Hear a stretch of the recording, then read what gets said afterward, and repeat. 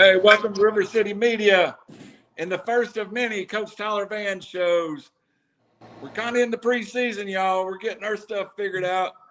We was talking about the season here just as we come on, but we were literally getting Coach Vann. He's still putting some food down his mouth. Coach, you got a busy time of year right now. You got school starting. You got football going on. Last week you got a little break, so get your chance to get your batteries charged.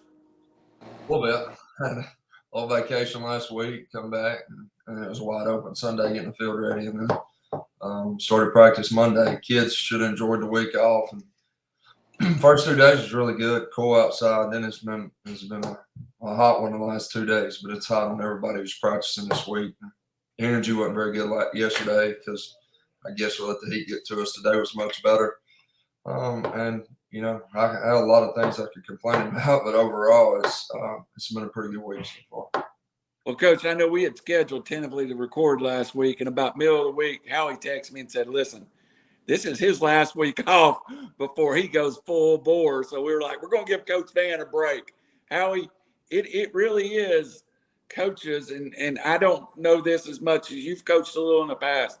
It really is Coach Vann's last week to get a breath and get prepared for the season.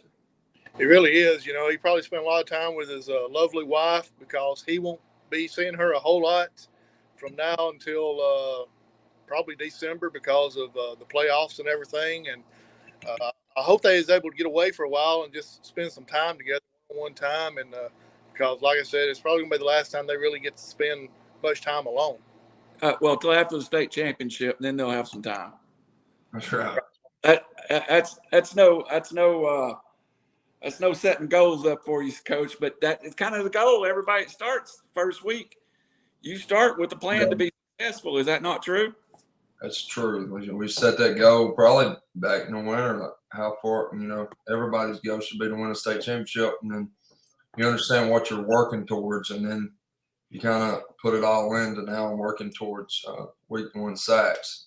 We got a jamboree where we got to get better. We got to find things. We got more, you know, we got a lot to work on, but we really need to fine tune some things and find out what, you know, the big majority of the things we need to get better at between, you know, North Jackson and sacks. But you set your goals high and then you bring it back in. We talk about little things, but then you make it a week by week thing. We're only focusing on sacks. We're focusing on that goal right now. You know, we think about it, that's what we want, but if we don't focus every single day on what's at hand, then we never have the opportunity to even sniff a state championship. So we're just trying to right now beat sacks. Coach, we got some things to get through tonight, but you brought up an interesting topic. How much game prep do you spend on like a North Jackson scrimmage? Do you want to make it feel like a game, or do you just want the kids to go out and run your basic offense and see how they feel in it? We'll spend almost zero time on North Jackson, to be honest with you. We're spending all this, you know, these 3 weeks leading up to the jamboree on us, everything about us, fixing us. We got a lot to fix. You know, week one this year's fall camp, we're you know, way further ahead than we were last year. And that should be the case because we're not installing a brand new offense.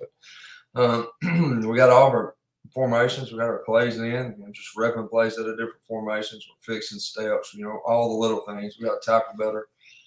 That's what we're working on now. It's us for the next 3 weeks, and then we'll focus on sacks. Now we will, Wednesday of the jamboree, we will kind of have an idea of what North Jackson's going to line up in, and we'll get up to the formations. But we're not running any other plays or anything. We're going to play football and get better at what we're going to do all year because, you know, we want to win the jamboree, obviously. But at the end of the day, it's meaningless to you know, win loss-wise. It's huge for us, not meaningless for us. I'm talking about the win-loss column, and that doesn't matter in that game. We just want to get guys in the game, see guys at different positions, make sure we have guys where we're supposed to have them, and then fix it that next week and a half, 2 weeks that we have that next week off, and then go into sacks and get ready because, you know, it's a big year for us, and we're excited about it. Mr. Cheney, you got a question for Coach?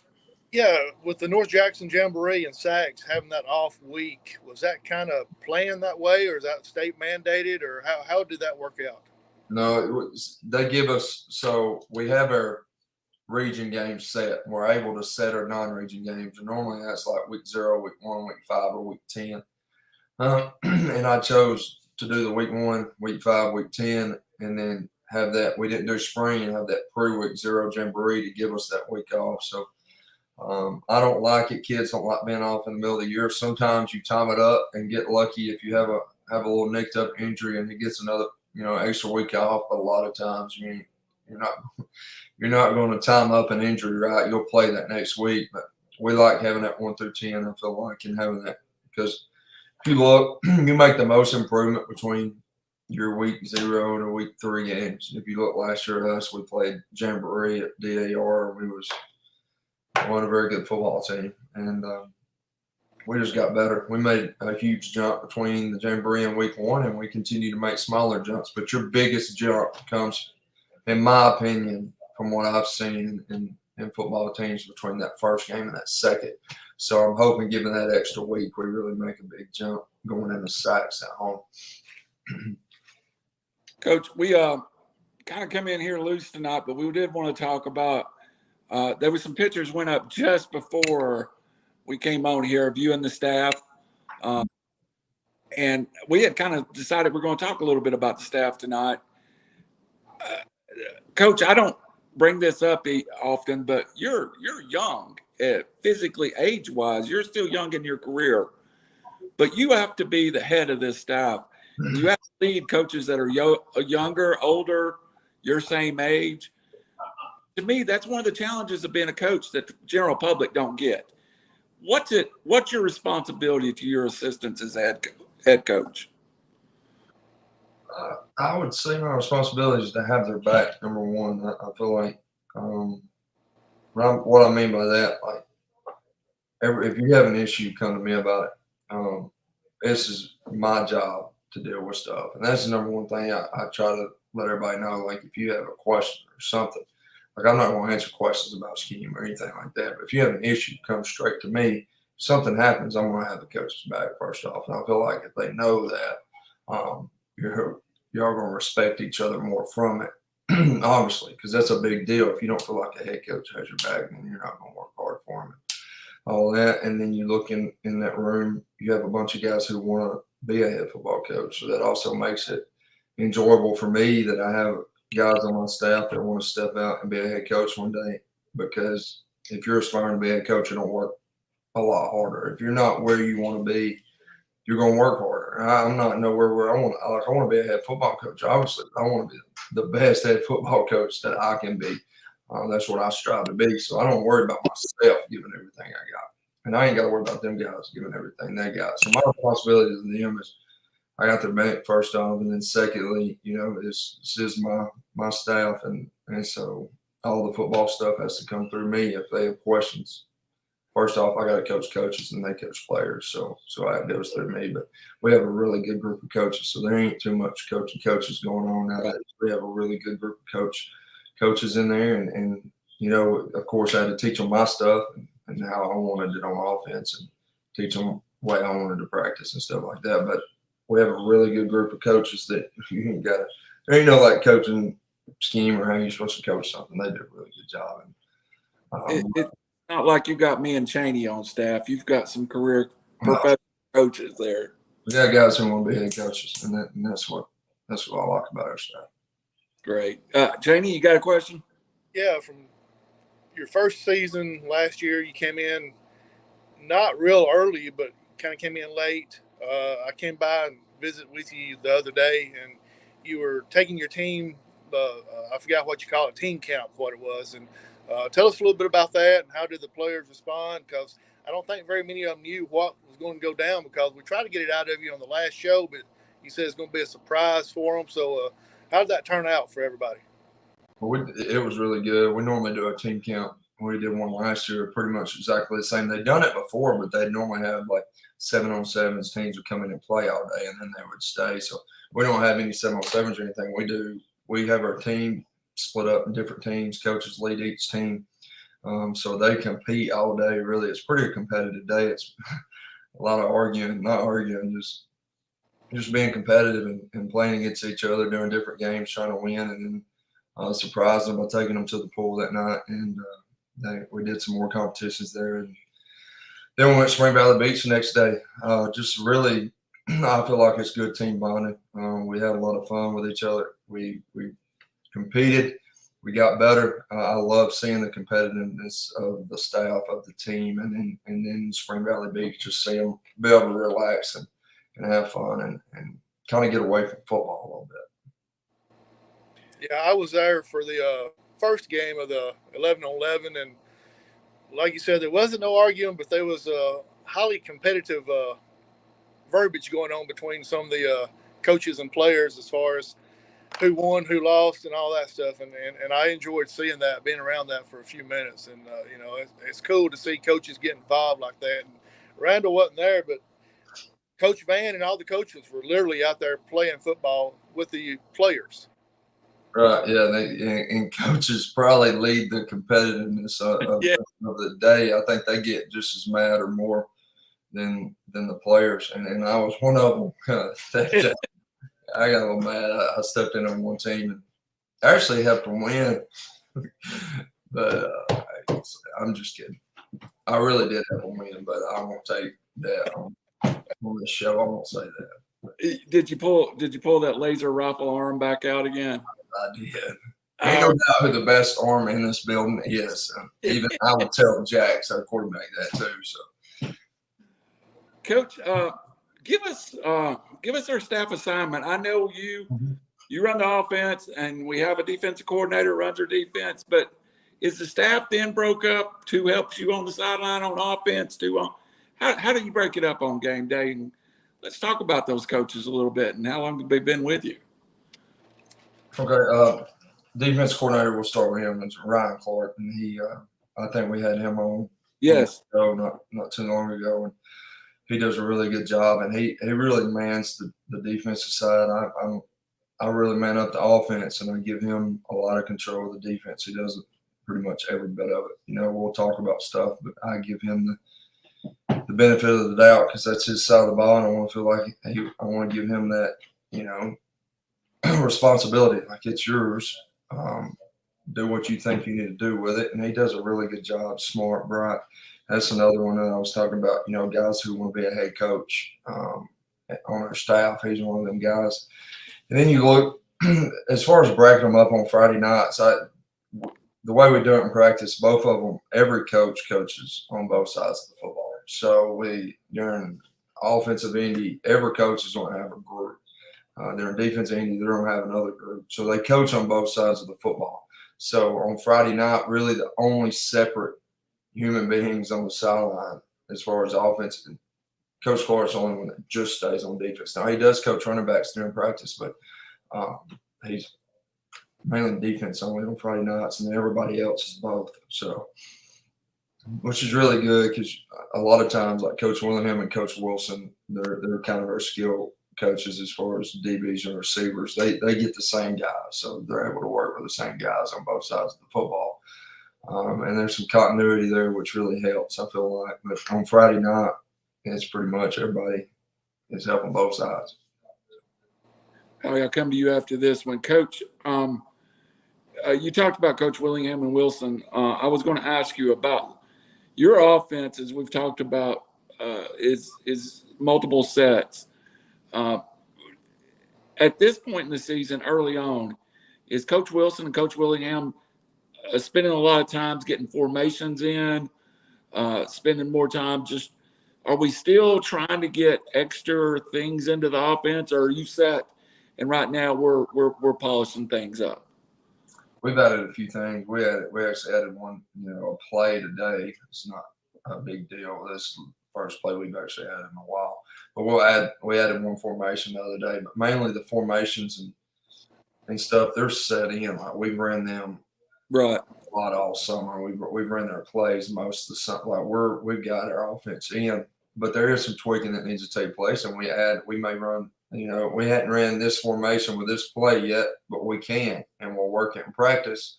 Mm-hmm. Maybe in a different spot, but it's the same play, and you have to get. It's just So the players know the plays. We just got to get them to know that it's the same thing. You're just from a different spot. So that's what we're really trying to polish right now is them understanding, hey, I'm lined up over here. It's the same play. I just need to get to that same spot on the other side of the field. So that's kind of for some of them, it's tough. But that's why you just got to rep it. And it's hard to rep. Our offensive formations and motions are so broad. We have so many of them. Not a lot of plays. We do have a pretty good bit of plays, but we have tons of formations. And I can't run every formation with every play every day. That's impossible. Can't do it. So we try to I try to, when I'm making the script every day, I'm trying to make sure this week that I repped, every day I'm repping something that I know we're going to run a lot of. And then I'm trying to mix in some things that I may not rep as much. But Coach Wilson and Coach Willingham and Coach Mitchell, they're signaling on offense during the team period because we got to also be able to go fast. We got to be able to get the play in. We got to do all that, and they got to coach off film because if we have 10 minutes during the team period, we got to get 12 plays in or 14 plays in. Well, we got to get them plays in. You can coach on the fly, but you better hurry up and get that play in and coach it off film because we ain't got a long time. We move. And when that horn blows, we got to move to the next drill because we're only out there 2 hours. So that 2 hours flies by. So we got to work signaling because that's our main deal. They got to be able to see it and react and get in their spot and run the right play. Howie, you got to follow up to that. Yeah, with you been the offense and Coach Clark been defense. Y'all bounce stuff off of each other like Coach Clark come up to you and say, hey, on a 2nd and 8, what would you do in this situation if you were as coach of, I was fixing to say Fyffe, but Fyffe just runs it up the middle all the time. Say a Piedmont or something, and try to, or do you say, Coach Clark, at 2nd and 8, what type of defense would you run against a spread formation or whatever? Do y'all bounce stuff off each other like that? We do that more during the season, I think, than any time. Depending on who we're facing and things, we're always talking like that. Most of the time, it's arguing about what we're doing against each other on offense and defense right now during fall camp. But he'll get mad or I'll get mad. He don't verbalize it a lot, but I can tell him. We don't. It's competitive all the time around there, I promise you. Coach, I got to spend a couple of years with an old school coach, Coach McCarty, and he was one of those guys that believed during practice you only had small windows to coach in, and he would he would literally scream to the coaches, "You got 5 seconds during a play. You got 5 seconds to talk to that kid, and then you got to go." Do you try to relay any information as they're lining up, or do you want Coach Wilson and Willingham to go, you have the outside linebacker every single time on this play? I don't know where you're going, but you have the outside linebacker. Is that how it is?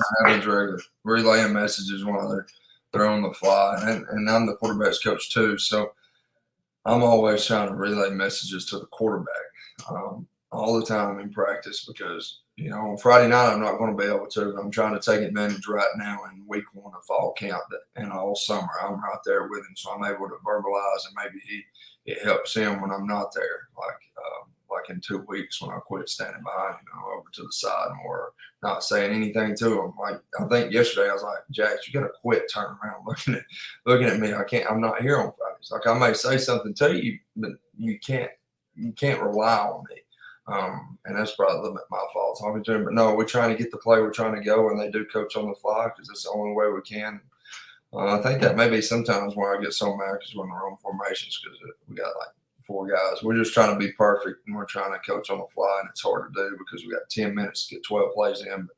But it also helps us move fast. It helps our players get in game shape, and I have to condition as much at the end because we've changed how we practice a lot this year. I really like what we've done so far. I think the players and I think it's just better. I think we're going to be a better football team for it, and I'm excited about it.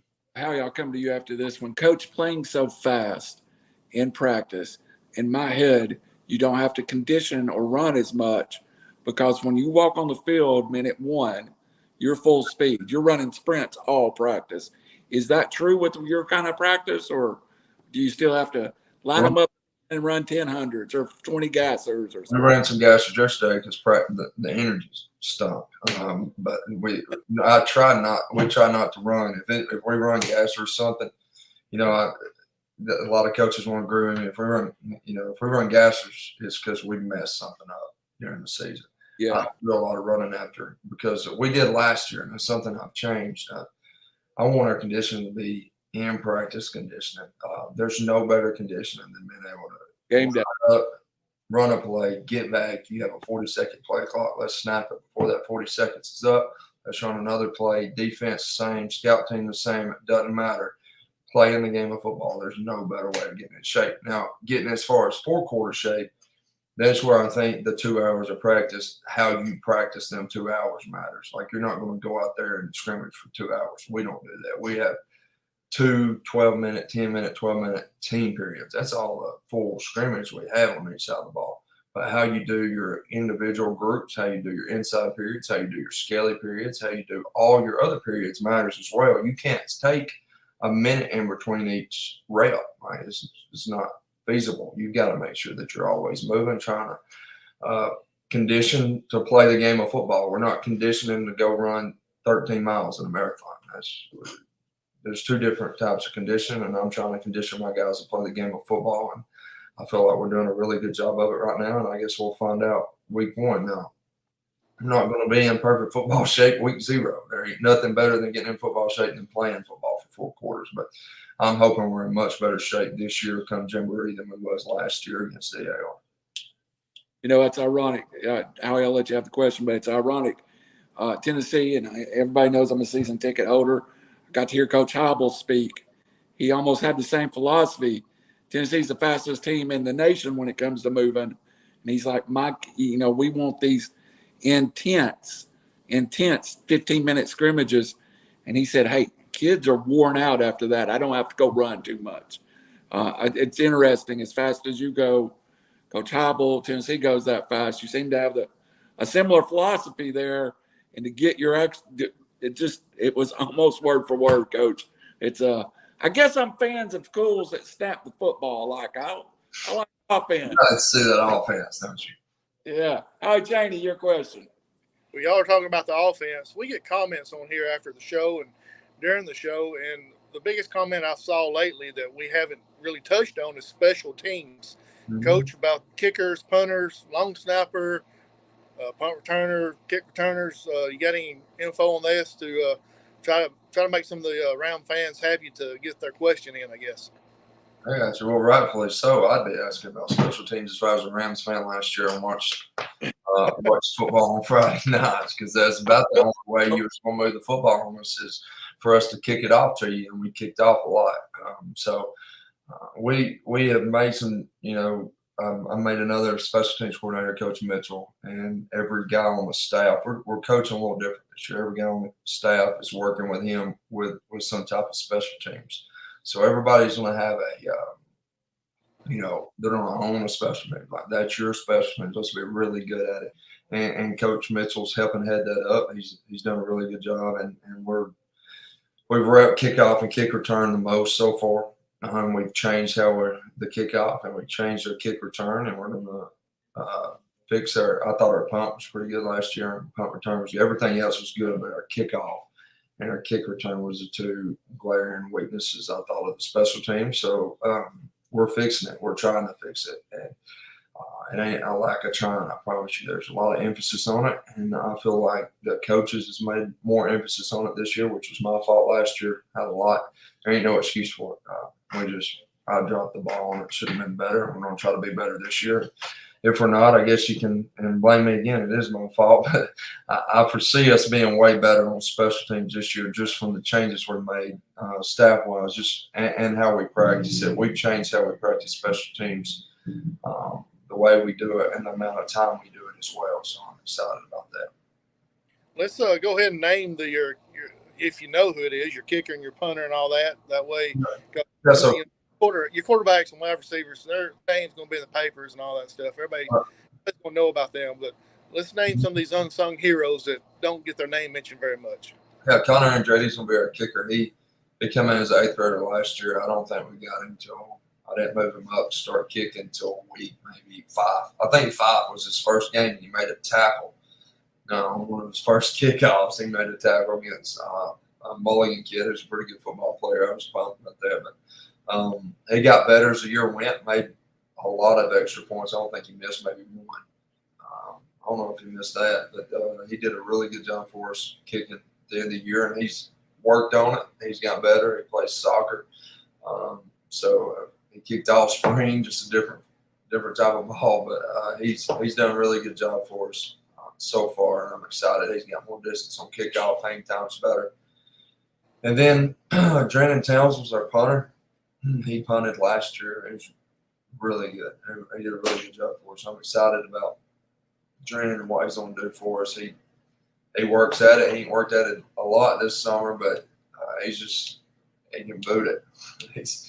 He does a good job, man. If you was at a game last year, you saw that he does a good job putting it where we want him to put it, on the third of the field. So excited about him. But yeah, him and Connors are 2 kickers, long snappers, and Porter Kyle Shankles. He's our long snapper, and Kobe Buxham's our backup long snapper. And then a return man, Zach Anderson. He's the guy that's going to be back there a lot, number 5. He's our playmaker.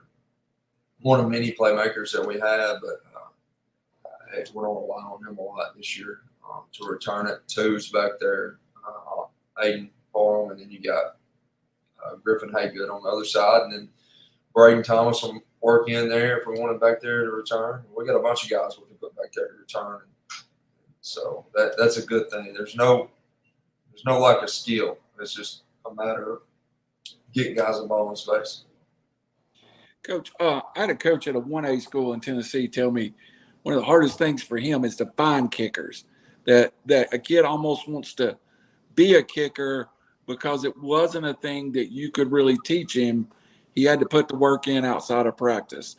Do you find that kickers that are really successful are the guys that just take the key to the field and kick for an hour a day every day during the summer, or do you try to coach them up on the field? Do you have a kicking coach? So we don't have a kicking coach, and you don't learn no kicking from Coach Mann. I promise you. That's what I was thinking. I'll be the first one to tell you I can kick. I'm a kid. I would be pretty good at it if I tried it though. No. The kicking coach right now would be Coach Mitchell. I think works with them the most, but we really don't have a kicking coach. Conor Andretti does a really good job of working on his own.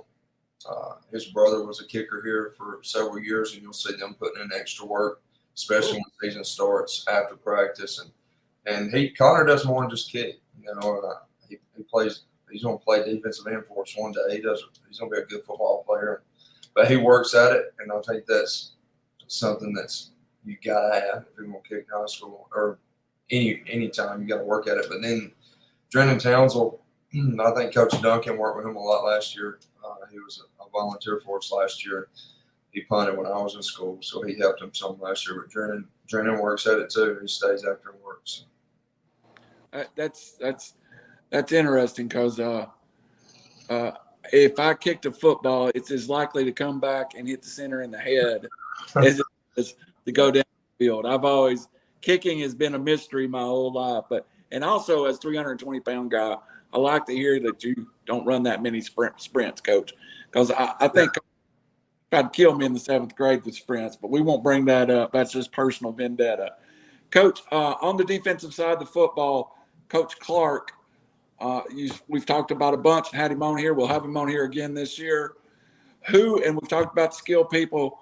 Who is your offensive line and your defensive line coach the same coach, and he flips from side to side? We got 2 guys that do it. Justin Lee, played at Jacksonville State and played at Otter, and he volunteers and helps us. He's here most every day. And then Coach Nathan Parham also taught at Otter for a long time. So really 2 Otter guys. Don't tell nobody that I'm kidding. They work O-line, D-line. Both of them work together on that, and they do a really good job working together. Bounce ideas off each other. A lot talking O-line with them, especially, Coach Lee played in college. And a lot of what we do relates to what they did in college under Coach Gross, how we block things. Bright mind, both of them do a really good job. Coach Palmer's probably the smartest guy on staff. You ask him any questions about anything in life, anything, science. I mean, they're smart. It's hard to talk to him sometimes. He's so smart. He says things I'm like, what did you just say? But no, they do a really good job. They work together. O-line, D-line's really responded well to them. We lost our O-line, D-line coach from last year that kind of paired with Coach Lee last year and worked. He done a good job last year, and Coach Palmer stepped in and really stepped up. Done a really good job for us. Next question after me, and we'll get on to, we got one more subject to cover. Coach, does your tight ends work with your wide receivers coach or the offensive line coach, or do they split it? Split it. So like one day they'll go one place, one day they'll go the other. Yep. Makes a lot of sense. Howie Chaney, I know you ain't never caught no football because you, like me, you're a fat boy. Absolutely. I want to go back to special teams one more second, if you don't mind, Coach. We left one position off, and that is your holder for the place kicker. Who's going to be your holder for the place kicker, field goal kicker? Currently, Jack's quarterback. I'm gonna try to find somebody else that I can trust to do it. He did it last year. If I find somebody else, I'm gonna use him. If I can't trust him, I'm gonna keep him there and let him do it. It's not ideal, but I'm gonna hopefully find somebody else who can do it. Right now, he's a guy that's getting some work. We're about to start working some other guys at it. I don't know. That's an important job, and I really want to trust doing it. So. Yeah, all three of us have watched quite a few games of football, and we have saw it lost because the holder has either dropped it or mishandled it or something like that. And so, just trying to get everybody's name out there and try to get these questions answered. That way, we won't get later on. So, but it's great to get these guys recognized out there and let them know, what's going on. And special teams is a key to every game because, no pun intended, but it kicks the game off. Coach, is it you don't want Jax holding for – you want him on the sideline? Or like last year, we saw two holders get absolutely wiped out during the year. Both reasons. Place to be, head down, football in your hand on the football field. You can get a – we saw Bledsoe County, he was our rival, lose their starting quarterback on a – extra point try. That is a concern. You're already trying to get me talked out of doing it right now. Right. I'm trying to find somebody else. No, it's both reasons. It gives me time to talk to him because he plays some defense, currently starting on defense as well. So it gives me a time, gives him a break, and also just keeps him from getting injured. But if I can't find anybody else I can trust, he's going to be out there. I don't got no eligibility left, Coach. I ain't going to be – I'm 56 years old. You're going to have to find somebody else. All right, let's switch subjects just a little bit. We're tentatively working on some stuff, and we're working on some exciting stuff. We may be live at a game this year. We're trying to put that in the works, trying to do some specials. But the first thing we got coming up is Wing Fest, not too far away, Coach. And, it's my favorite event I've ever been to. And trust me, I've been to a lot of food and a lot of high school football, but tell everybody that's not been to Wing Fest what they can expect for their $15. $15 gets you 15 wings. Most of the time, more than 15 wings, and you're not going to get 15 wings for $15 anywhere else right now. I can assure you. And good wings. We have vendors that come in, sell a bunch of different things, a lot of Rams gear. So we'll have a bunch of vendors set up selling Rams gear, a bunch of vendors set up selling all types of different things. You also have other sports doing some silent auctions and things of that nature. So doing their fundraisers, it's a big deal for us. You have cornhole tournaments. You have all kids have, the blow-up slides. They have the Dunkin' booth. There's a lot of things that's going on at Wing Fest. It's fun, and it's a chance for you to get out and see other people from the community get caught up and just spend time with each other. And while you're doing all that, get your free 15 wings and support our football program because we need the money. We have a bunch of fundraisers, but that money gets gone quick. We try not to make these players pay for much.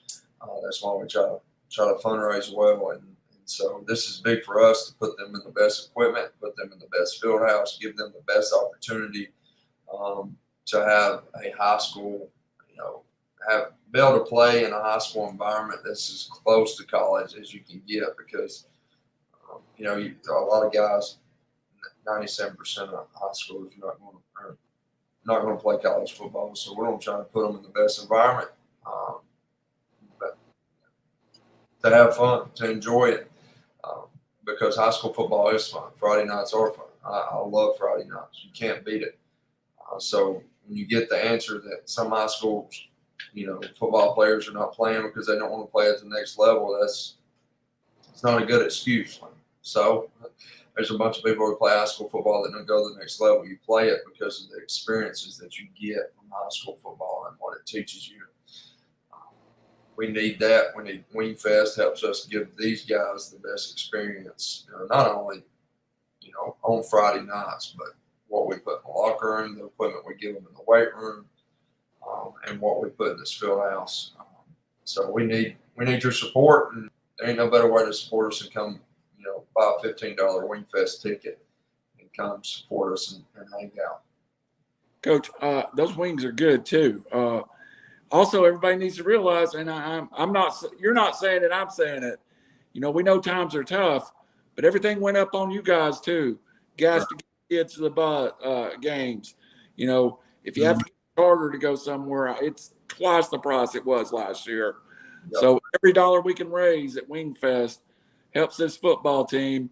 And the last thing we need is financial concerns halfway through the season. So make sure to get out and support it.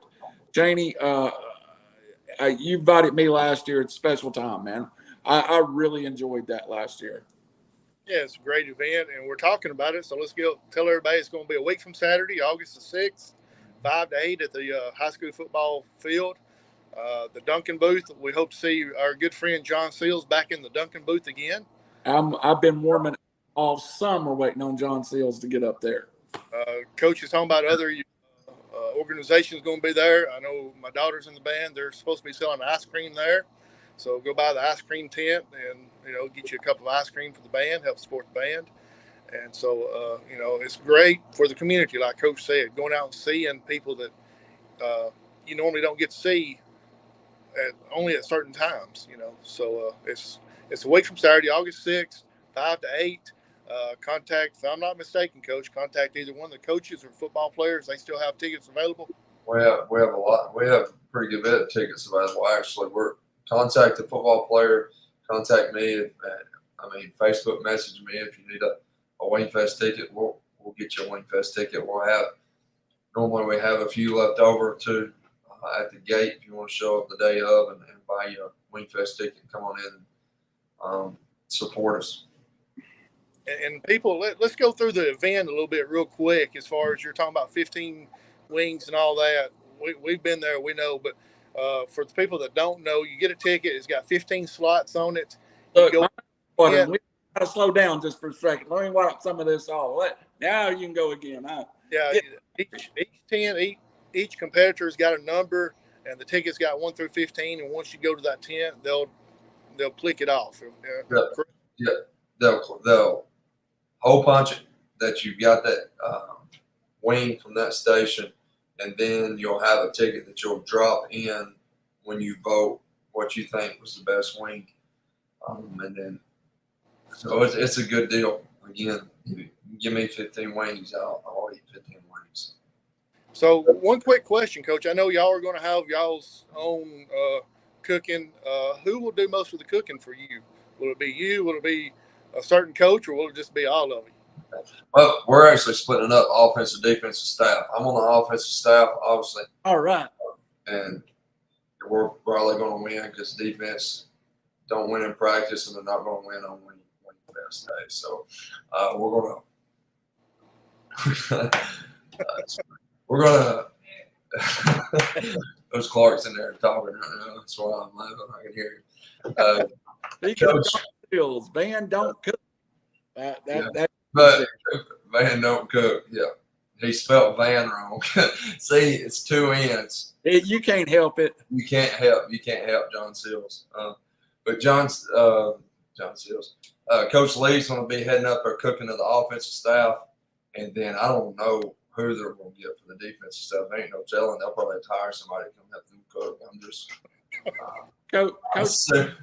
I assume it's somebody Coach Clark, but if it's Coach Clark, we ain't got no comp from the staff.